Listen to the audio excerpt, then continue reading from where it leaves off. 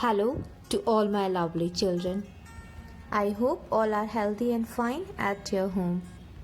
And children, we are discussing the chapter number 5 of Civics, Parliamentary Government, the Union Executive.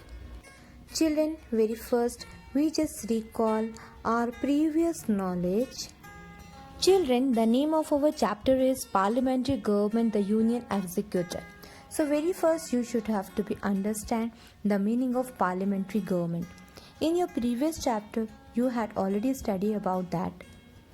So the meaning of parliamentary government is a democratic form of government in which the people vote for those who represent the political party they feel best represents their views of how the government should operate.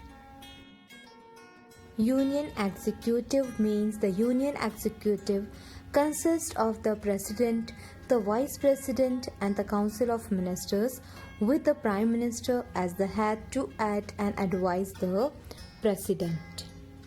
Children, pay attention. See, this is a hierarchy in the Union Executive. Very first, President, the formal head, then Vice President, Prime Minister, real head, and after that Council of Ministers. In that, Cabinet Ministers, Ministers of State, Deputy Ministers and the Parliamentary Secretaries. Children, Mr. Ram Nath Kovind is the President of our country. Mr. Venkaiah Naidu is the Vice President and Mr. Narendra Modi is our Prime Minister. So children, by this we just understand Mr. Ram Nath Kovind is a formal head and our Prime Minister Mr. Narendra Modi is the real head in the Union Executive. Children, very first we see the President. The President is the elected head of the state of the Indian Republic, or we just say that President of India. Under the Indian Constitution, the President of India enjoys a unique position. President is the formal head of the Union Executive. Article 52 creates the position of the President. The President of India is the formal head of state of the Republic of India. He is considered to be above party politics and is not a member of any political party. Then, the President is the first citizen of the country and formal head of the executive, legislature and judiciary of India. He is also the Commander-in-Chief of the Indian Armed Forces. He represents sovereignty of the country, and children, he is elected by the elected representatives of the people. Children, the qualification of the President. He should be citizen of India, should have completed 35 years of age, should have qualifications similar to the members of the Lok Sabha, and should be of sound mind. After that, children, we will see the powers of the President. So, very first, in that we can discuss about the financial powers. Okay, any financial bill has to go through the President before being presented in the Parliament. Appointment of the members of the Financial Commission and Planning Commission.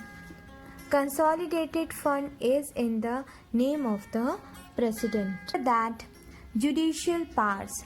Children, pardonning the sentence of a convict declared by the Supreme Court after the consulting with the Chief Justice of India, the President appoints the judges of the Supreme Court and High Court. Military powers. He acts as the Supreme Commander of Armed Forces. The power to declare war or peace rests with the President. He appoints the Chief of Army, Navy as well as Air Force. Emergency powers. Power to declare national emergency.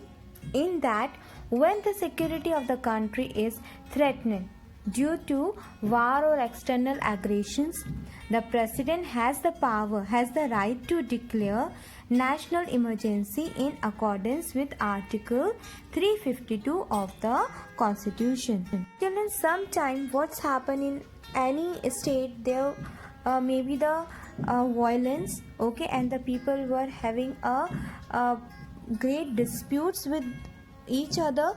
So at that time, the President have the power to declare a state emergency. In case of a complete breakdown of constitutional machinery, a President rule can be imposed under the recommendations of the governor of the concerned state in accordance with Article 356 of the Constitution. Children, in emergency power, the last one is power to declare financial emergency if the financial stability and the prestige of a nation are threatened. Okay, so President may impose financial emergency under the Article 360 of the Constitution. Children, I hope you may understand about the President and their powers, and wait for my next video. We will discuss about the others. Okay, so children, God bless you all.